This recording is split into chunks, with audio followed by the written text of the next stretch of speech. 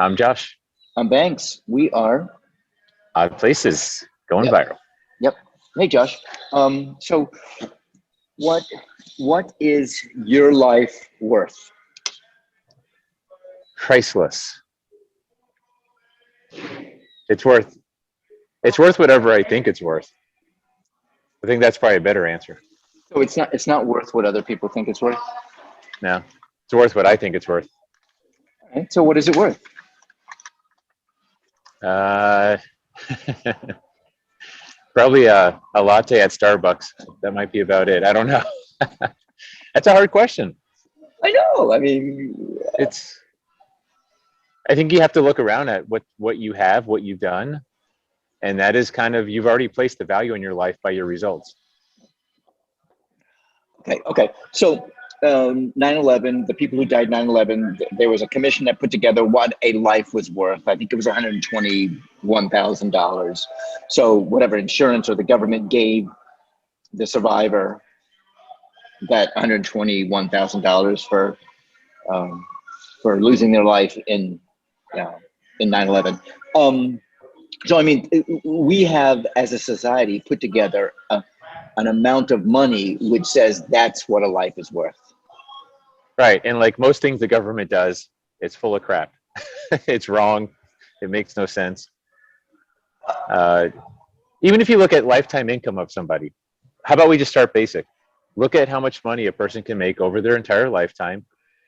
That's got to be a starting point, at least closer to what a person is worth. No? Okay. Well, then what you're doing is you're looking at it like insurance. Insurance, Financially. yeah, Yeah. insurance. When I got insurance for my house, they were like, okay, what is the house worth? What's the property worth? What's the stuff inside worth? The same thing with life insurance. How much do you owe? We'll do life insurance on that or whatever. Um, I think it's two things. One thing is it's callous to put a number on a person's life. You know, I agree with um, that. Yeah. I saw the movie Rent, which was a Broadway play, and there's a song in it about how do you measure a year? How do you measure a year? And it gripped me. I mean, it it inspired me to make a movie about moments in someone's life. They're born and that's the first moment, and then 600,000 moments later they're 20. I don't know what it is. I don't know what it is. Yeah. I made a second. That's one thing. The other thing is you said something about the government, and that was the government gets it wrong. Do you really think they get it wrong? Do you really think that person's life is worth 121,000? Well, I mean, I don't. I don't want to put a number That's on it. I mean, uh, But they did. They did put a number on it. So I think that in itself, I agree with you, is probably pretty wrong. right. But however, when you said government gets it wrong, you were kind of making a blanket statement I of did. Yeah. all right. Yeah. So That why is there this negativity towards the government? Because the government is us. I mean, why do we? I mean, my mom. I was talking to my mom about elected officials, and she said they are the most corrupt.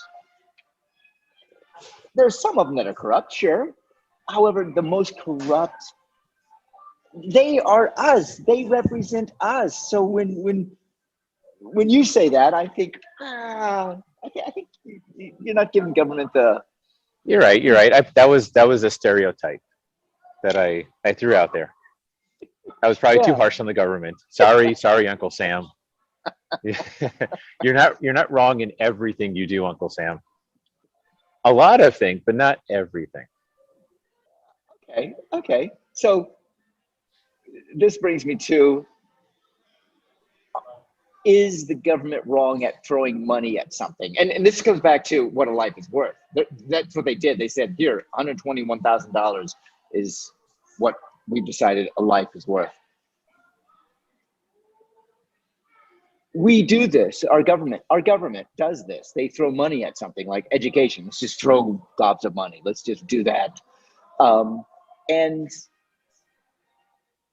what do you think about throwing money at a problem to find a solution? It means you don't. Yeah, it means you don't have a solution. You don't know what the problem is. If your solution is to throw money at it, you probably haven't figured out what the problem is. Root cause, right? Yeah. Root cause. All right. We're jumping all over the place. However, I listened to a podcast yesterday, a story about a general that was in, I think it was a general, he was in like 3 deployments to Afghanistan. Yes, Afghanistan. And he was saying that the military can do a lot in our country and for other countries. However, it cannot nation build other countries. You know, he was so emphatic about it. I thought, wow, a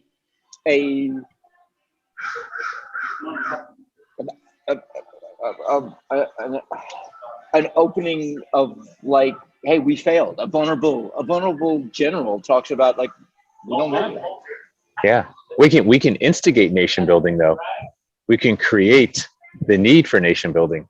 That's what our military is good at. Okay.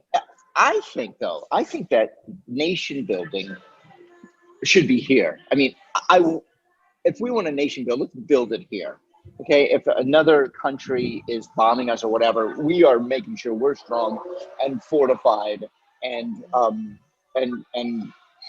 ready for any threat that we might have. To go to another country and tell them what to do. Yeah, that's a lot of hubris, for sure. So when you say nation building, though, you're not. It's infrastructure, but it's also education. Now you're getting into deeper stuff, because if we're going to remain powerful, if we're going to be secure, we can't have a bunch of idiots running around, and we can't have broken down infrastructure. Right. So physical and mental, both. Okay. Yeah. However, are we the brother's keeper of every other country in the world? Are we? It's a small world, and it's getting smaller.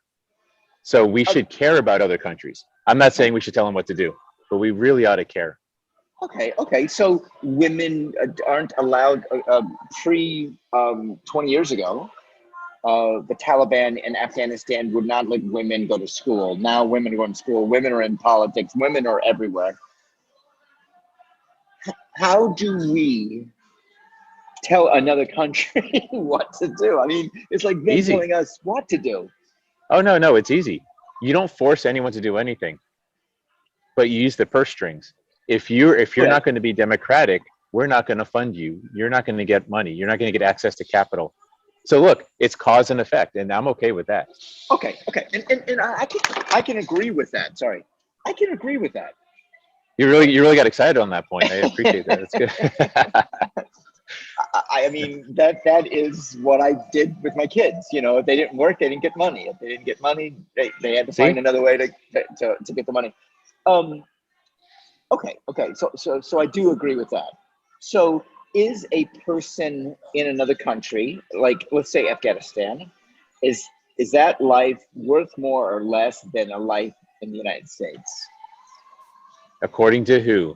Because remember, worth and value depends on the person receiving it, the person judging it. Yeah. So according to them, it's probably worth more. According to us, it's worth less.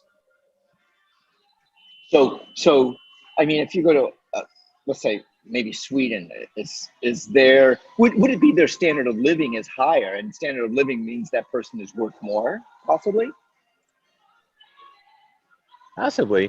Man, worth is it's so ethereal though, man. Like, are you talking productivity worth, or you're talking I mean, that's I think that's how countries measure worth, isn't it? Productivity.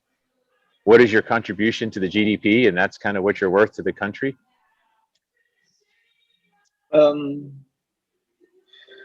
Yeah. Which brings us to humans are commodities. Humans Yes, we are. Capital. You know, how much We're batteries. We're batteries. We're just sources of energy, ambivalent sources of energy. This sounds a lot like the Matrix, you know. It's exactly like the Matrix. We're just constantly, if you stay alive, we can have an electrical current that we're producing, I guess. There's a potato that you can put electrode in and electrode in, and it will run a light bulb. So I guess Yes. they could do the same thing with They just humans. they just put one on each end, and we can power anything. You could probably power your car with that. Wow, that is Wouldn't that be cool if you can just stick probes your, into yourself and then yourself. power your car? Yeah. That's something to consider. I, I'm I need a back. methane. I need a methane powered car. I'm Josh. Odd places going Viral. right there.